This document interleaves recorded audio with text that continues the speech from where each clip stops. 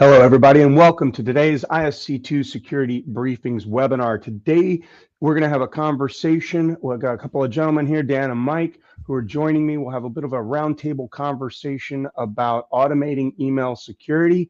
We're going to touch on business email compromise, account takeovers, phishing, just the overhead that this puts on not only the security teams, but sometimes also the end users that we're charged with protecting. Before I bring these gentlemen on, I want to remind everybody this is interactive. It is a roundtable conversation, so feel free to drop your questions at any time. I'll be injecting those into our dialogue as we go. Before I bring my guests on, though, just a quick housekeeping video, and we'll be right back in less than 60 seconds. This is Security Briefings, a deep dive into cutting-edge cybersecurity topics, bringing attendees a better understanding of issues and technologies. Some briefings are multi-part series, allowing a more in-depth examination. CISOs are getting a seat at the table with the other C-level executives. It's everyone's responsibility to protect information. Here are a few housekeeping notes to keep in mind. This webcast is interactive, and we want your questions. Please submit via the Questions tab, and we'll address as many questions as possible during the time we have for this webinar. Don't forget to leave your feedback and comments, as well as a rating in the Rate This tab. We take all feedback and comments seriously, and we want to hear from you. CPE credits will be submitted for ISC2 members within 5 to 10 business days. If the presentation is freezing, please refresh your browser. Now, get ready for a security briefing.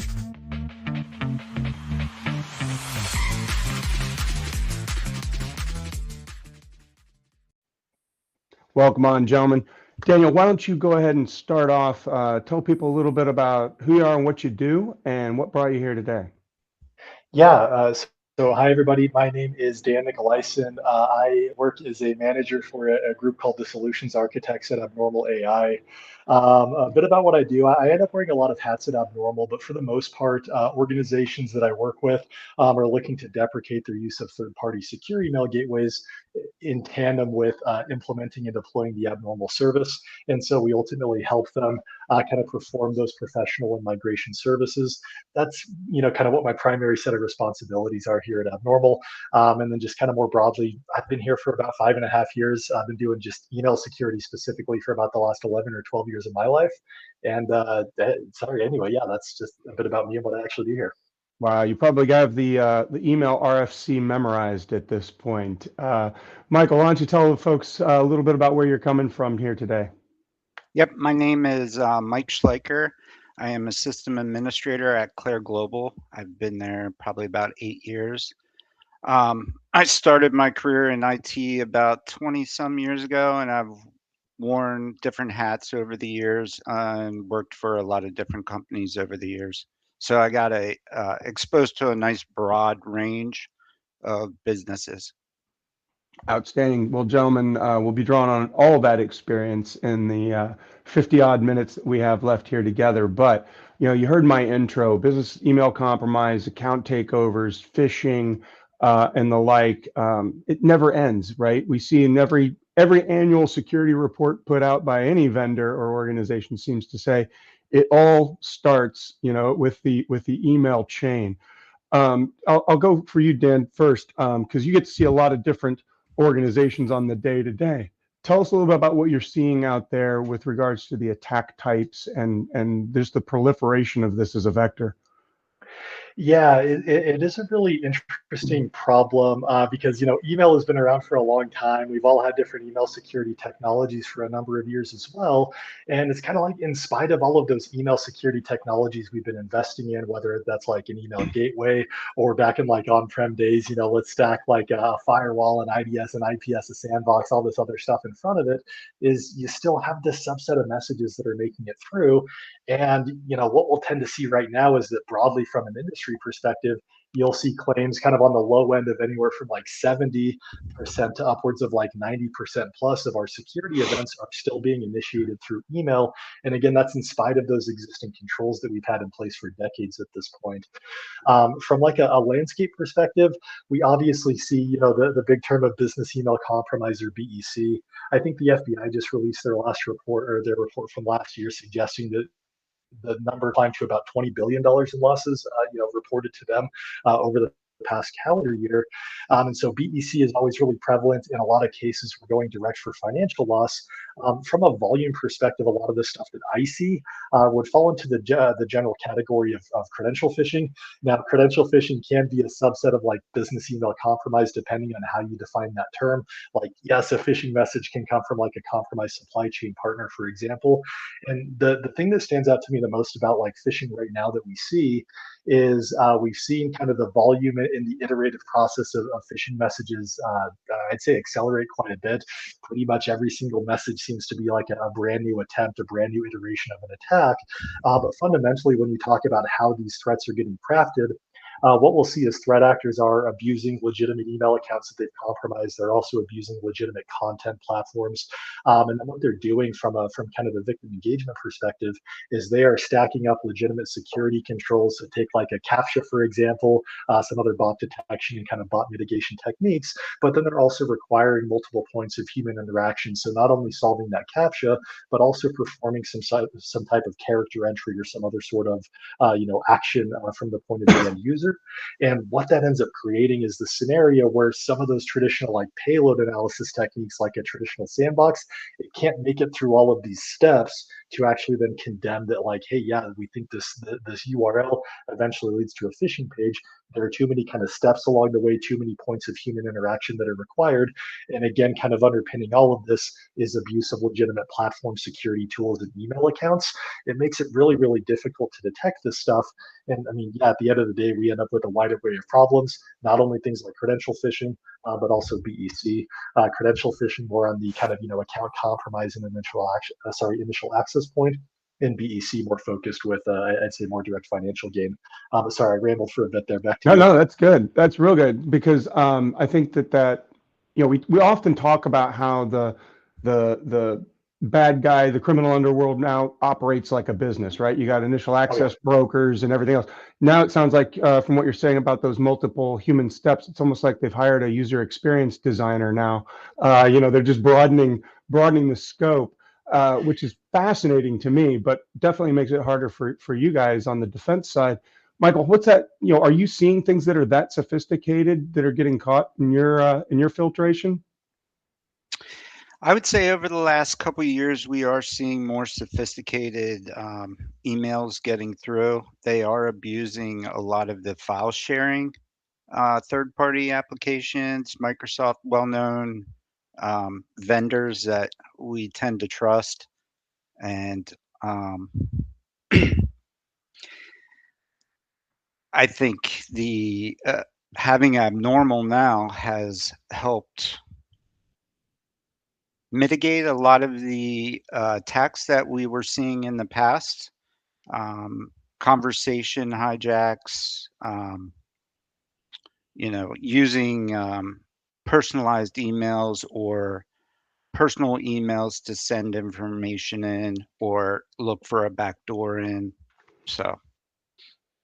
Yeah, it's interesting you mentioned the personalized attacks, right? I mean, I've seen they do a fair amount of open source intelligence gathering on their targets, it seems, and they're sending you, scrape your LinkedIn and your Facebook page, and you can get a pretty compelling message through. But Dan, you talked about kind of all the steps, all the different controls that we have in place. It's interesting. I was chatting, having a video call with a CISO for a financial institution, and I grabbed my big sketch pad and a marker. And I was like, okay, so you've got your Office 365, safe links, safe attachments, protection stuff up here.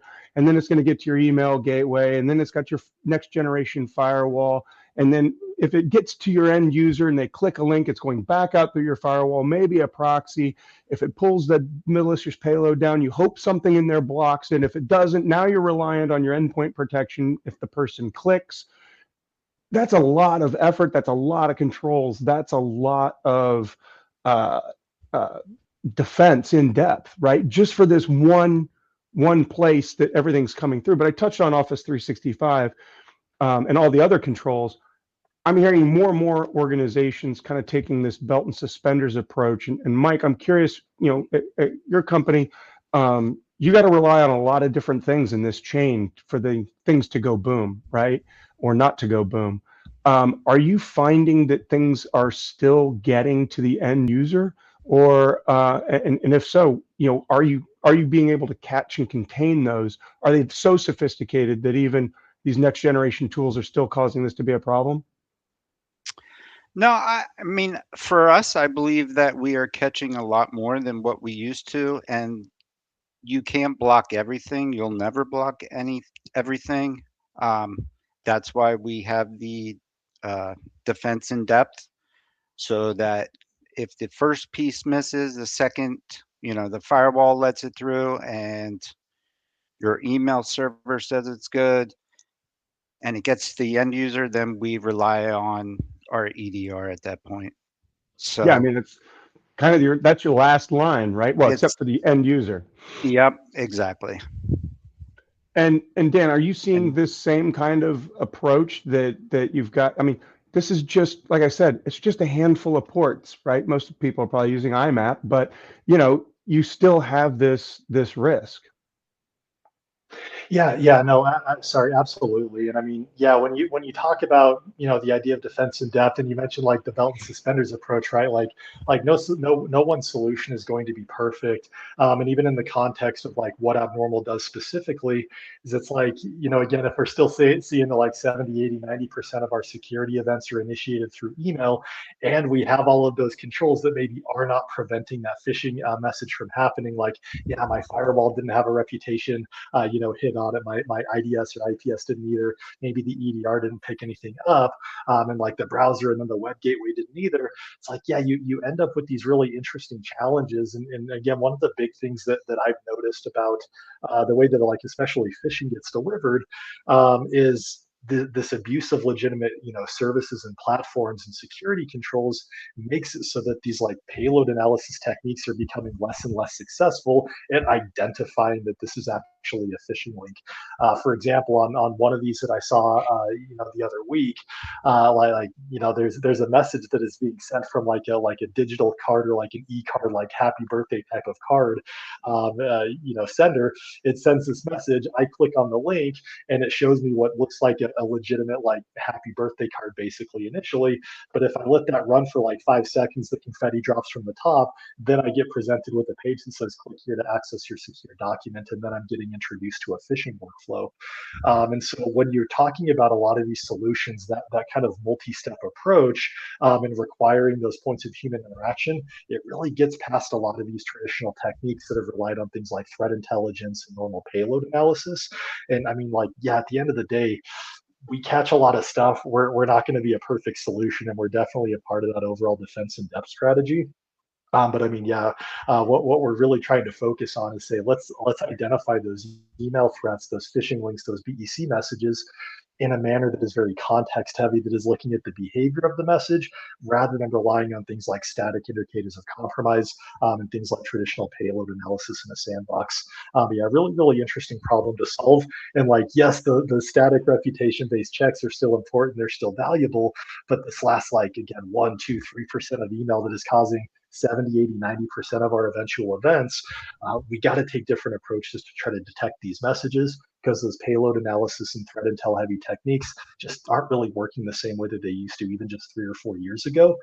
And then on top of that, you mentioned things like, users are still falling for this. One of the things that was really fascinating for me to read out of the Microsoft Digital Defense report that was released last year is they said that like AI managed and AI generated phishing is actually seeing about a 54% engagement rate from end users.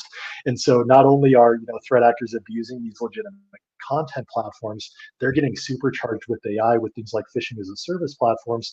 Their barrier to entry to run these attacks has dropped a lot, and they're getting better at evading those traditional detection techniques, and ultimately less expensive for the threat actor to run in general. It's again a really an interesting set of problems that we're collectively dealing with as an industry. You touched on kind of the behavioral piece for a moment. And I want to come back to that, but I remember when email gateways and the like were first coming around, you were constantly seems having to go into a quarantine zone and unblock something for somebody, a lot of false positives and such. And I would often find dozens and dozens of messages that were exactly the same. It's like they found out what our email naming convention was and then just sprayed the whole org with the same message. Now I'm hearing the messages are being more tailored. It's almost like every single one is a one-off. And Michael, I see you nodding your head. It's been a number of years since I've had to manage an email gateway. Are you still seeing the spray and pray approach, or is it more bespoke, kind of tailored attacks? No, we're still seeing the spray attacks, but they're mitigated now. Um, what I have been seeing, they're starting to blend in better now. They're following their content in their emails is getting better and better and better, and is directed to the end user and references business terms or things that they've scraped from LinkedIn, from, all these public sites and all this information about people that is publicly available. And along with AI, being able to grab all that information and build an attack package out of that, one person can build many packages in a lot less time than what it used to take. So they can hit a lot more people and with a lot less people. Yeah, it's They the can the hit a much efficiencies. broader. Yeah. Well, we're not hearing about the layoffs and the criminal syndicates yet because of AI. I'm sure it's going to come. Yeah. But while we're on the AI piece, I want to pivot just a little bit. And Daniel, I want to ask you, you use the term behavioral AI. What do you mean by that? What can you kind of define that and tell me how it applies to email? Because I'm thinking like behavioral AI for me would be like, oh, I haven't answered my boss's email in 2 hours. Am I a bad guy? Is that going to go on my report? But tell us what it really means. Yeah, no. So I'll maybe speak about it from the context of how Abnormal is trying to approach this problem.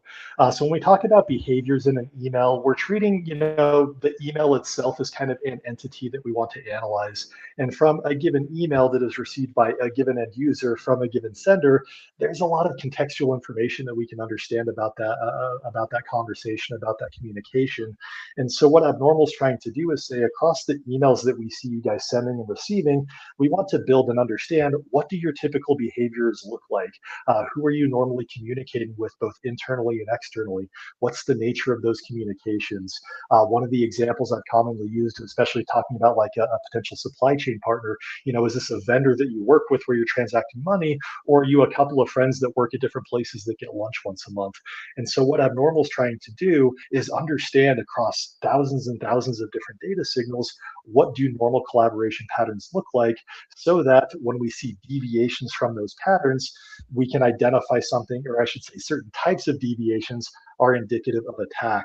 And so an example of this may be, hey, I have learned over the last several months working with Abnormal that, our file sharing system that we typically use is maybe like Kiteworks, for example, or something along those lines. And that's how we've always communicated with this one vendor of ours.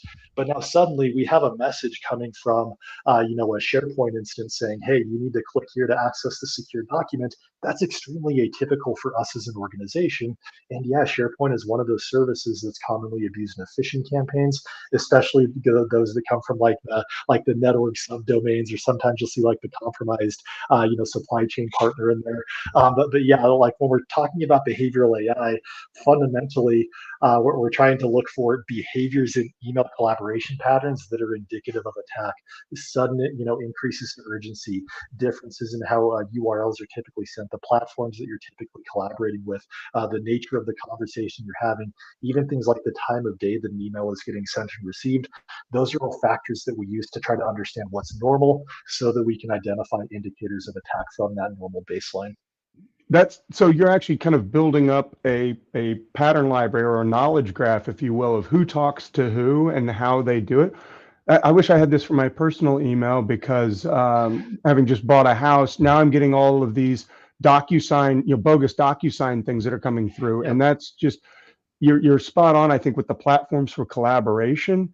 Mike, I'm curious, you probably have your own enterprise standards for this sort of stuff, but, don't use SharePoint, use Kiteworks, for example, for sensitive docs. Has this brought to light some of the types of attack types, like what Dan was saying, coming through on your side for supply chain, or these kind of quote official looking things? Are you still seeing that? Yeah, we are seeing a lot of that still. There is a lot of DocuSigns. There's a lot of I'm sharing and they will imitate a current employee and send an email with a link to opening, say a OneDrive link or something like that. Um, they're getting very good at manipulating the end user's emotions and Mhm. behaviors. Yeah, because we're all trying to get our job done. I got It- I saw an attack come through on my own account recently that was saying, "Hey, your Google Drive is almost full. Click here to upgrade or clean it out." And I was like, and I, do the old trick, hover over the address, check the domain name. I was like, okay, this is bogus. But they are playing on kind of the emotional side. Dan, we had a couple of questions come through on kind of that behavioral analysis, and I want to toss them out there while it's still fresh. What kind of margin of error are we seeing with kind of the building of this graph? Because it seems like if I first put your solution in day one, it's not going to be very smart. But it seems like as the days go on and I start to build patterns and such, it's kind of self-tuning, it sounds like, to a large degree. Correct. Yeah. And we definitely need that feedback along the way. And so when we talk about how abnormal kind of functions in initially baselines, you'll get us integrated into your Microsoft 365 or Google Workspace environment. And the first thing that we do is like, yeah, day one, we have no data. And so what we're doing is we're actually crawling back over historical data in the tenant to start to build that baseline. And once we've captured, and started building those statistical models based on that historical data, we then kind of move into more real-time analysis. And to your point, we continue to refine that model over time as we're able to crunch more data. But also in this context, as abnormal is doing its thing, we always seek feedback from the folks who are administering the platform. Like, did we get something wrong? Was it a false positive, a false negative? Or especially for things like eventual account compromises, like tell us, did we get it right? Even if you didn't use our system to actually remediate that, maybe I do that workflow elsewhere. Like we want that feedback. Are we getting things wrong? Are we getting things right? We tend to see that. I mean, yeah, there's going to be a certain false positive rate. It's been a while since I've looked at this number, but when we talk about how we calculate false positive rates, if you look at it as a function of like how many total emails are we processing, we're measuring that in like the ones and millions of messages. If you're talking like would be like a false positive, for example, if you're saying like, hey, what do I see in the abnormal portal of like what they've detected as a threat, and then how many of those are false positives, that rate it's obviously going to be, kind of a smaller, or I should say, it ends up being kind of a larger rate relative to that. But what we tend to see for the vast majority of our customers is there's relatively little effort to maintain the system and have it perpetually improve and tune over time. But yes, we definitely need that feedback to know if we're getting something wrong. We're an AI system that's trying to crunch data and make these decisions in real time. And anytime we can get that human, kind of feedback to say like yes or no, it ultimately helps us, improve and accelerate that tuning process. Yeah, in my past, I've had to field some calls, hey, I keep getting these emails blocked. And I would have my team go look, and it would be, an email between two attorneys with a bunch of swear words in it. And I would go and unblock it, and I would say, hey, you might want to watch your language, right? Because it's picking up on that behavior. He's like, that's just how lawyers talk to one another. And I was like, well, all right. So I've always constantly having to kind of tune and tweak, and my admins are having to spend an inordinate amount of time unblocking things or dragging things out of quarantine. Michael, what's this look like on the daily for you and your teams out there? Are you still spending a fair amount of time there? Is it more of a self-service from the end user perspective? What's that balance look like? Yeah, I think that's the one of the beauties of the system is the adaptability of it, and that it's constantly learning and adjusting. Um, just like people will change positions or companies will change the way their processes, and it'll adapt and grow along with the company. Got another very interesting question. I'm wondering if you guys have seen this. I didn't even think about this.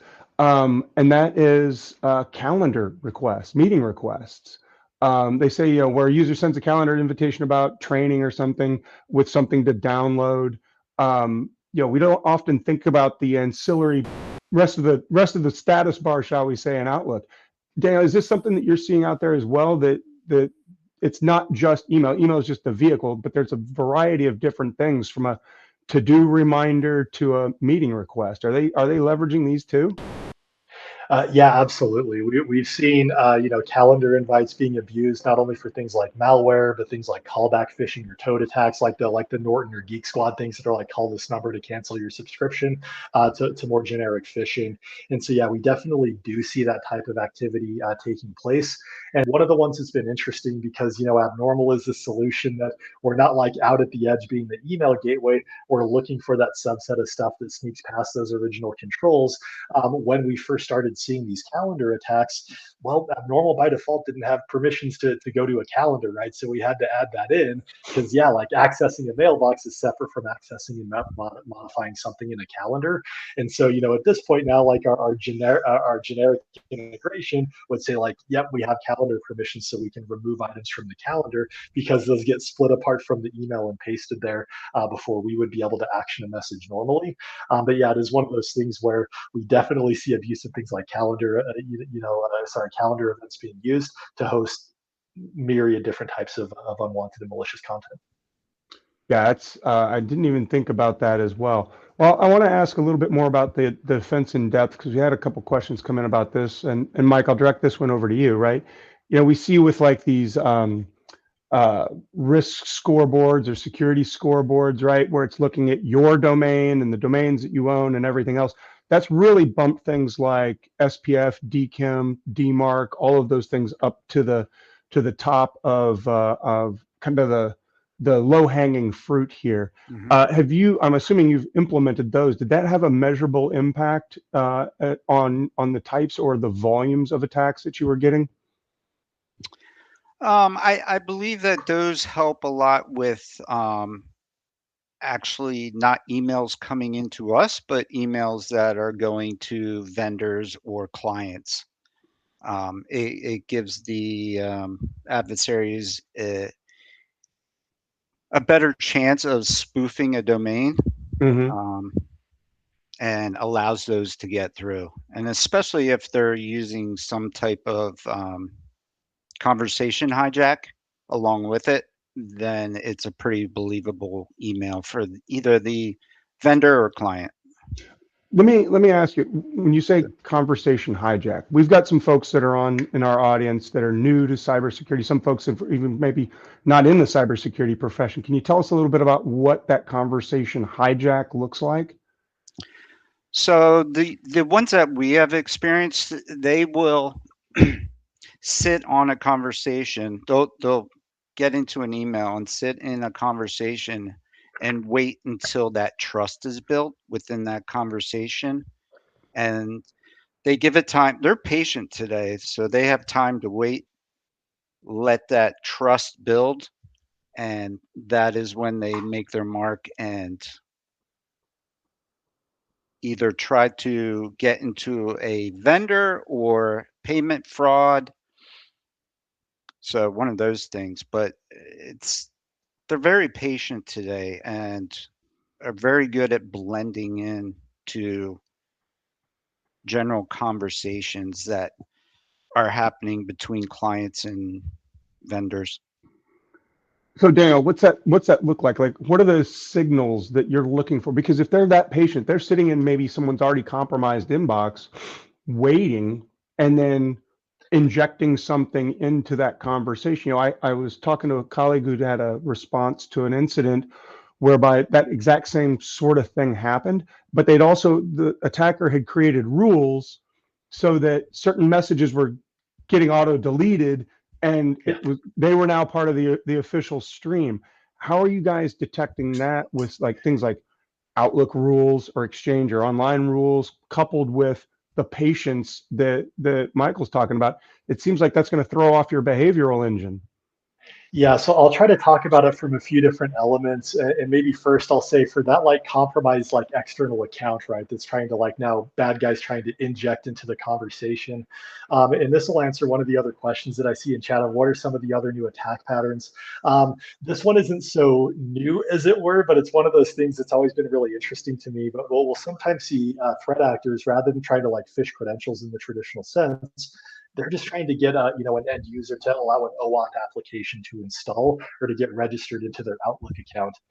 That way, threat actor has persistent access to the mailbox. Their OAuth is going to refresh every 90 days. They didn't log in that traditional sense. Nothing looks kind of scary there. And by the way, it would persist beyond a password reset. And so, regardless of how the threat actor is getting a hold in there and is able to monitor, yeah, that's one of the more interesting ways I've seen that take place is through like that OAuth app registration that gets initiated from what looks like a phishing email at face value. But then when you talk about the defense side, so let's take that situation of like a conversation going back and forth between like an abnormal protected account and this external party that has been compromised.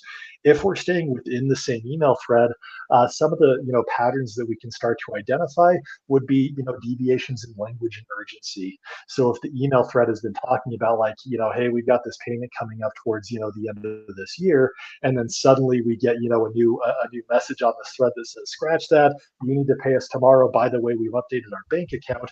This is stuff that seems extremely anomalous and is suddenly urgent within an otherwise, kind of normal conversation that had already established some timelines. Some of the other common indicators that we'll see in this context is, to your point, the threat actor, they may have access to a mailbox on that external side. They may have set up some rules to hide that traffic and that behavior from the account and the team that they of the organization that they've compromised. What we'll commonly see is when threat actors are ready to start actually engaging and injecting themselves into the conversation, is they'll try to make sure they can continue that conversation on email accounts and infrastructure that they own. And so eventually, yes, aside from having those mailbox rules that are trying to hide it from the compromised user, when they say, hey, it's time to update bank account details or time to take some sort of action, they'll very commonly try to pivot the conversation to like a text message, a signal message, WhatsApp, a new email address, a new domain, something along those lines. And so between things like some of the subtle language changes and urgency changes that can happen, and then an attempt to move the conversation into some other medium that is more permanently accessible to and controlled by the threat actor, those are some of the deviations that we'll typically see when we're talking about an actual threat hijack taking place. But sorry, I can leave it at that for now and see if there's anything else that you'd like me to dig into. No, I'm fascinated because we had a couple questions coming in about like what's the signals that you're looking for, and I didn't realize you're actually looking at not just the content but tone. You're doing natural language processing on this as well, which is pretty sophisticated. So if I'm normally very curt and short in my emails, and then all of a sudden I send someone a page long piece of text, that'll It probably seems out of place. Yeah, the size okay. of the message, the language that's used, the urgency, the tone, all of it are things that we're trying to understand and say, what does normal look like for you as an individual? That is fascinating, and I'm sure there's other things that we could mine too about employee productivity, but I don't want to go there. Michael, we had a question that seems directly in your wheelhouse, but Dan, I'd like to get your perspective as well, and that is, how do you get a business case for this, right? Email gateways have been around for decades, right? We all probably already have something, as we were talking about before going live. Some people are just relying on the Office 365 native protections. How do you make the case to leadership that says, hey, we either need to switch a solution, add another solution on top of what Microsoft or Google or somebody's already providing us natively? What's kind of the hook that you set to get this over the goal line with your leadership? Yeah, I can. So for us, the reduction in tickets, alerts, fatigue for technicians has dropped dramatically. It used to take about a team of 4 or 5 managing an email system, the old seg style systems, creating roles, creating block lists, allowing domains. Now that is essentially at 0, and abnormal takes care of all of those rules or new behaviors that it sees. And I would say now maybe one person, a half a person could manage the system.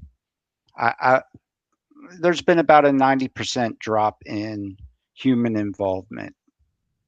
Wow, that's huge. Yeah, Daniel, what do you see? You was have huge. It was. similar playing out across your clients now as well? Is the main ROI on it frees up my technical resources to go do more meaningful work?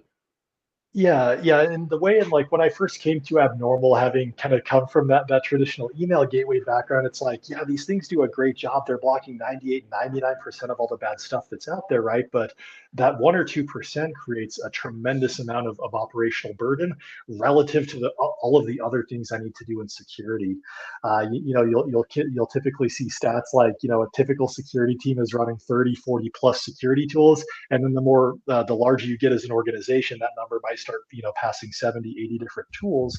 And it's like email might be representing 20, 25, even upwards of 40% of like my overall SOC time that I'm spending on just dealing with email based threats and email based operations. But like, what about all this other stuff that I got to do? And so for a lot of organizations, the kind of the operational time saved when you're talking about automating user reported messages, largely automating the process of finding that last 1 or 2% of messages and mitigating it before a user could interact. There are a number like identifying account takeovers and taking action on them. Like these types of processes, there is risk associated with them, and that risk can be tougher to quantify depending on the business, the other compensating controls you have. What was the actual impact of something?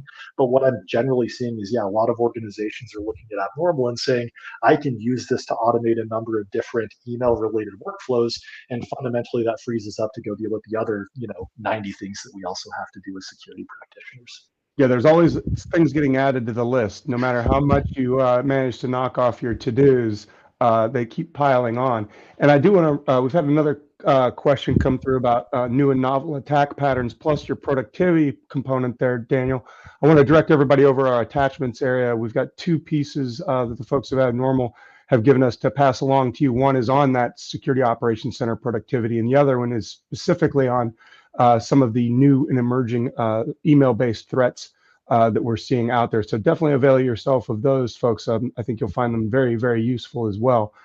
You touched on kind of the learning bit and the different signals and the behavioral elements. But I know that with the traditional secure email gateways, we would often get updates. Oh, here's our new package of signatures and heuristics to filter on based upon what we're seeing out in the wild. This seems like it's also a great threat intelligence conduit as well, Daniel. Are you taking kind of a macro look across your clients as well and kind of pushing tuning into the individual organizations, or is everybody kind of a standalone machine learning bubble? Yeah, so there's kind of a combination of things going on, especially initially. And like when I first joined Abnormal, I don't think we even did phishing yet. We just did business email compromise and like our definition of it at that time. But yeah, specifically when we're talking about how are we doing this model training, we are doing this kind of like the general statistical modeling, really at an organizational level. But to your point, we end up getting a lot of really interesting threat intelligence as we're finding like the latest iteration of an attack, right? We just released, information last week about a brand new phishing as a service platform dubbed Venom that is looking to steal like device tokens rather than traditional credential phishing, and kind of going from there. But yeah, when you start talking about addressing what's actually taking place and how are we going through this, you end up in this state where, yeah, we are, because we are doing this like per organization, even per user modeling, we end up seeing a lot of really meaningful threat intelligence. And we're, over the past like 18 months or so, have been spending a lot of effort internally to say, let's federate what data we can, like we know this URL is malicious, and let's make sure that we find that URL and stuff that's similar to it across our other customers. We're still improving that workflow over time, but yeah, that is something that we are doing. Is when it makes sense and we can federate something like an IOC based on this really novel behavioral AI analysis that we've done, we are definitely taking that, and we're just starting to get to the point where we're starting to flex that muscle a bit more, and now starting to publish more around what is the interesting threat research that we're finding. Like one of my favorite examples of kind of this ability here, putting Venom aside for right now, if you rewind several years, we started publishing about QR codes being used in phishing messages back in like 2021. And then it was like 2 years later, we started seeing the traditional email gateway vendor saying, hey, I'm now going to add this to my sandbox. I'll do computer vision, try to identify what is the underlying URL from that QR code, and then I'll run it against the same threat intel and sandbox checks that were already missing the threat in the first place.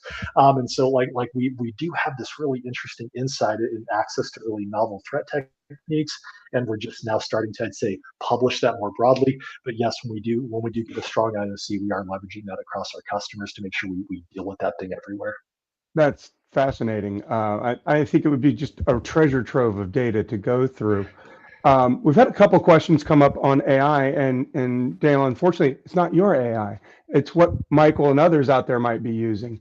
And Michael, I don't know where your company is on its kind of AI journey, but 4 years ago, this was not something really talked about. Now it is. And the question comes in, we've got so many tools, it seems, to check our grammar, check our spelling, our punctuation, even our tone. People in marketing are using these tools to write ad copy and the like. Are you finding that the effectiveness of these behavioral tools is going down because everybody's starting to sound the same because they're all using ChatGPT to summarize their emails or their meeting notes? I don't believe we're seeing that yet, but that's a good point. That could be something that comes in the future, but currently I'm not seeing that.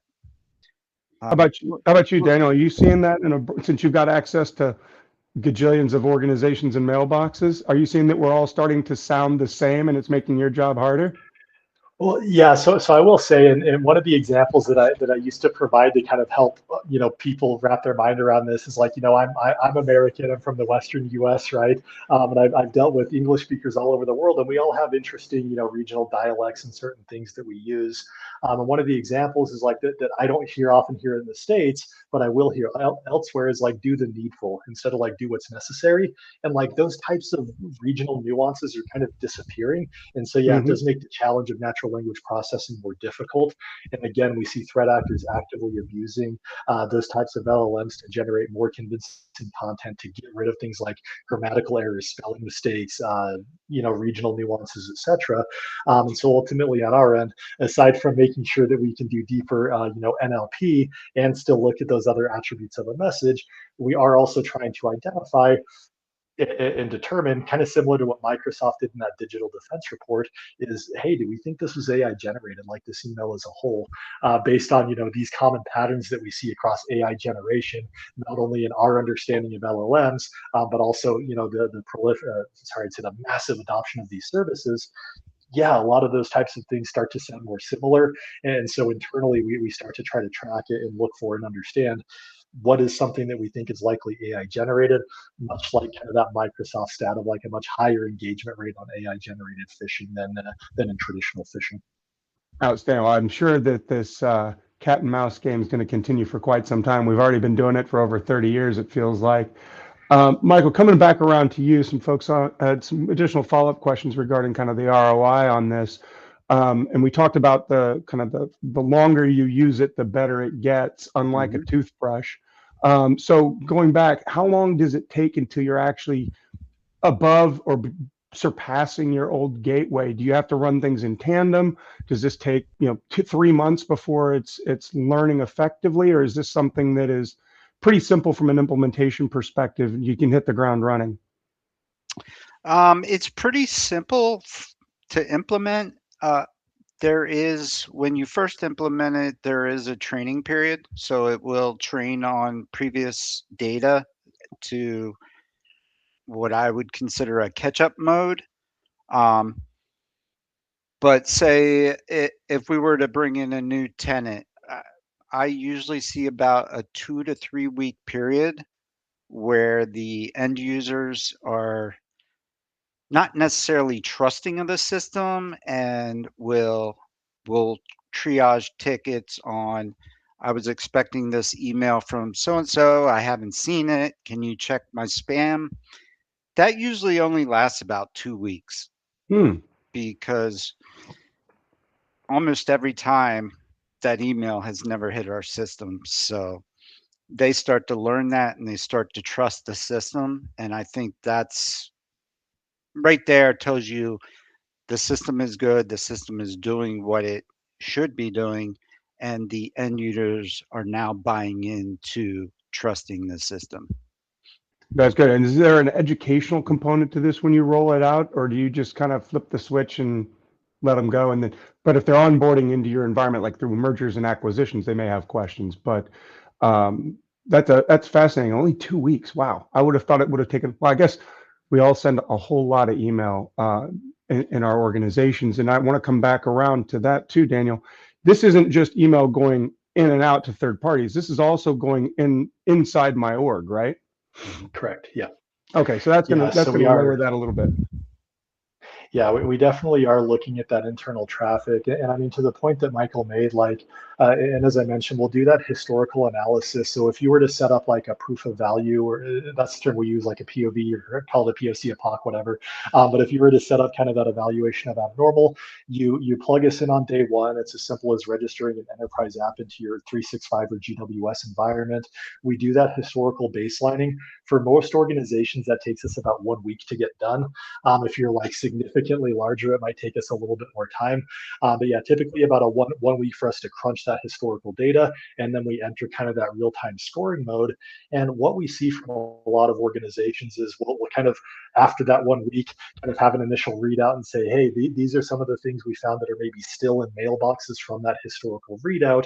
By the way, let's give you access to the portal, and now you can start seeing stuff that we're detecting in real time. We tend to see that a lot of our organizations, even from that historical readout, like, yes, there's some feedback that they should give us, but they're already seeing value in the stuff that we're detecting. And then, especially when they're seeing it in real time, like, oh, yeah, this incident that we spent 4 hours on, it turns out Abnormal caught that thing in real time and would have just, remediated the message. The user never would have seen it. And so I tend to see that, 1 week of that initial baselining and maybe like another week or two of real-time traffic, a lot of organizations are in a state where they're pretty comfortable turning on abnormal. But yeah, you got to make sure that you keep giving us feedback over time. As Michael said, that feedback shouldn't take too much effort of yours. But yeah, at the end of the day, we want to make sure you continue to kind of monitor and supervise what we're doing. So when we put this in, I just want to make sure I have this right.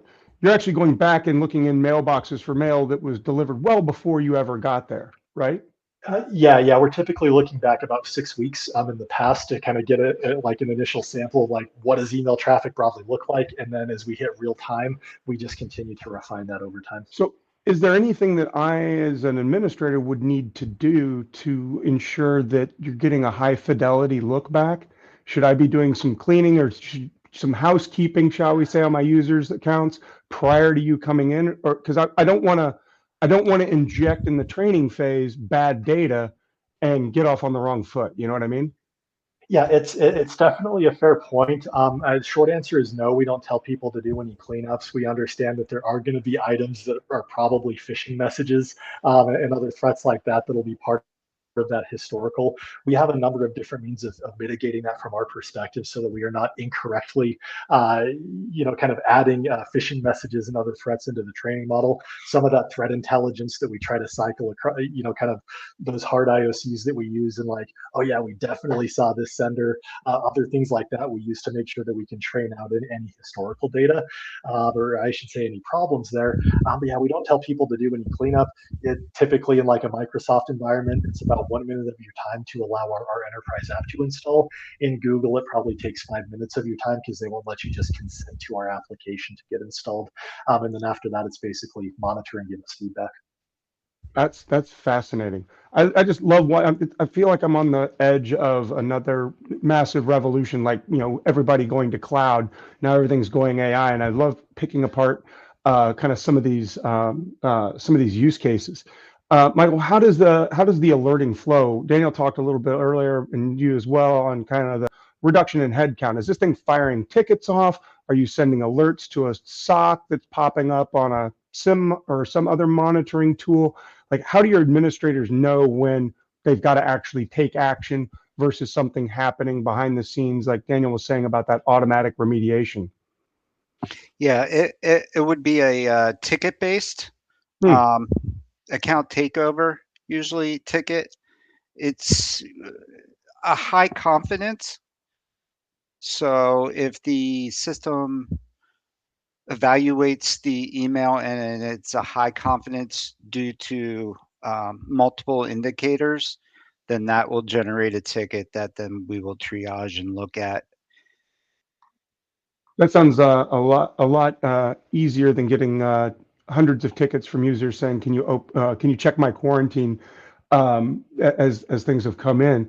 I'm curious though, a couple questions have been around kind of phishing simulation and testing your users, and obviously the human element is important here. But Daniel, it seems like if I'm running phishing simulations, they might get caught by your solution because, well, it looks malicious. Yeah. Do we have to build in some exceptions for that process, or are we risking again tainting the model's understanding? So I'll say that in short, yes, we do kind of safe list against those security awareness vendors. For those who publish kind of public lists of like, these are our IPs that we use or what have you, that's information that we can incorporate in and just natively capture. For the most part, we just tell customers, tell us which vendor you are using. If we already know their kind of safe listing playbook, that's all you got to do. If it's a vendor that doesn't disclose that information publicly, then basically, yeah, give us the IPs, give us the domains, etc. We'll make sure that we ignore those. But yeah, we don't want to step on the toes of any security awareness efforts. And then for what it's worth, Abnormal more recently entered this space with something we call AI Phishing Coach. And so aside from just sending things like simulations, our system is also saying, let's go through the process and automate the process of selecting which attacks should we target for which users based on their job function, what they're typically targeted with, etc. And also like what time of day should we send that, what follow-up training should there be. And so that's another area that we've entered into. But yeah, in short, worst case is we got to safe list a couple of things on our end. No, that's good to know. Good to know. We've got just a few more minutes left here, and some folks have asked again, kind of on the ROI thing. Michael, you said you've been in tech for 20 plus years now. When you put something like this in and free up the amount of time, you were saying you had multiple administrators on it. What sorts of things did you get to prioritize now instead of just unblocking or finding somebody's quarantine messages? It has given us all time to look at other systems and bolster our posture management in those systems. It's also allowed us to have more time for strategic strategies that we would like to work on. Sounds like it's a little bit of reprioritization. This is now dropped a little further down the list. I won't say it's set it and forget it, but it does provide some automation. And I know that we've seen the whole SOAR market explode. A number of companies get acquired there just to automate, but this seems like it's kind of a little bit more, shall we say, out of the box. Daniel, I got one for you on the kind of the trend line for this sort of stuff. In my daily work, we're an Office 365 shop, right? I'm in Teams almost as much as I am in email, but sometimes I got to talk to another party and it's in WebEx or, it's in Google Chat or Meet or whatever. We have a whole bunch of communication channels. And I don't want you to spill any beans here, but where do you think this is going? Are we going to have to start doing this same type of behavioral analysis on Teams chats or other third-party communication channels?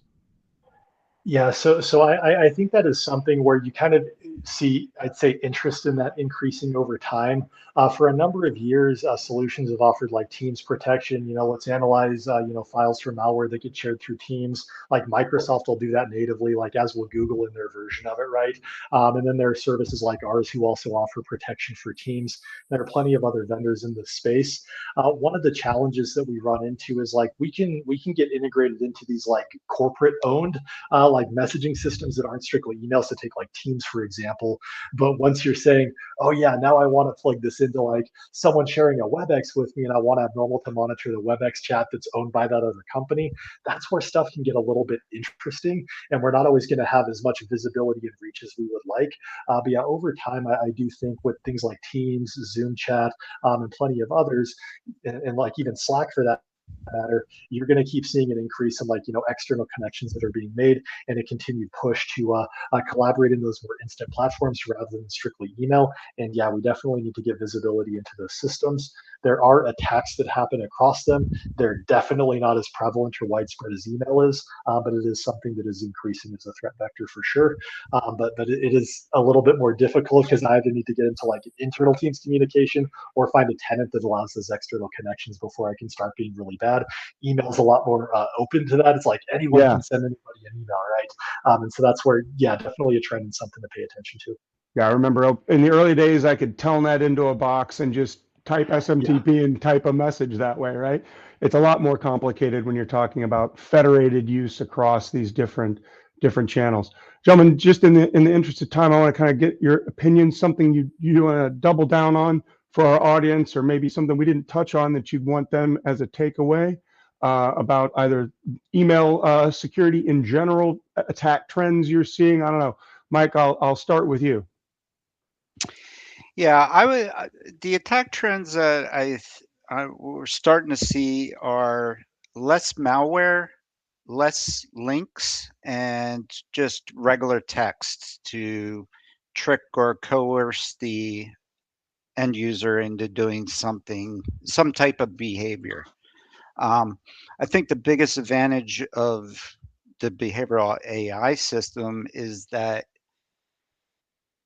it changes, it shifts us off of these more static controls like we used to use with segs, and more to an adaptive defense with the behavioral identity um, context that comes along with the system. I like that adaptive security approach. I think that's a phrase I'm going to take away from this conversation, most definitely. Daniel, take us out on a high note here. Something that people should be thinking about as they leave today's session. By the way, folks, I do want to remind you, we've covered a lot of ground. This has been recorded, so you can feel free to share the URL with your colleagues, but also if you want to go back as well, because we had a couple of questions that we didn't get to. But Daniel, go ahead. Yeah, and I'll just say for those questions, happy to take anything else offline as it comes up. Yeah, this is what I do all day, every day, so happy to talk about it. My biggest thing that I would kind of convey to people is that realistically, and I'm just kind of reiterating something that I mentioned earlier, but the way that threat actors are delivering like phishing, especially, and even malware nowadays, I can no longer rely on those traditional detection techniques like threat intel lists, even things like email authentication, a sandbox analysis. Those are becoming decreasingly effective at identifying modern threats. And that's fundamentally why we still see, even though we all have email gateways, email is still our most prevalent threat vector for getting in. And so this idea of saying, let's use like adaptive means of understanding what patterns look like, let's use behavioral AI, whatever terms you want to use there, we kind of exist in a threat landscape where context is king. And the only way that you're going to really detect novel threats, whether that's in email or other areas, is by really deep contextual understanding, because payload analysis is getting less and less effective. It's easy to identify them in a sandbox. It's easy to bypass things like a reputation list. I publish stuff about this kind of all day. I shouldn't say all day, every day, but these are the types of things that I like to publish on LinkedIn from an educational perspective. Is like, again, these traditional techniques just are not working anymore, even just within the niche that is like email security and phishing. And that's a problem that expands well beyond the content of email. So that'd be my big thing is, we exist in a threat landscape, in a context, or in a situation where you have to rely on contextual understanding and behavioral detection rather than traditional sandboxing and indicators of compromise. Back to the belt and suspenders, it sounds like. Daniel, thank you so much. Mike, thanks for sharing your perspective as well as someone on the administrative side. I think that really resonated with our audience. And I did mention the attachments area, folks. Please head over there. We've got lots of great stuff supporting our conversation today. Feel free to share those materials with your friends and colleagues who couldn't make it. And like I said, also the same URL will be a copy of the archive of this session here that we've had shortly after we conclude. Also, I want to ask all of you, give us a rating. Don't just collect how many stars you want to give us, but also give us your comments. That's very important for us in shaping our continued education for you and your organizations, quite frankly. And we do share that information with our sponsors like Abnormal. Also, if you are catching us on the archive especially, do go back and double check your ISC2 communications preferences. You want to be sure to get advanced notification for events like this, so you can join us while we've got experts here live and get your questions answered. So with that, everybody, I want to say thank you very much for your time and attention. I look forward to continuing our conversation soon, everybody. Be well.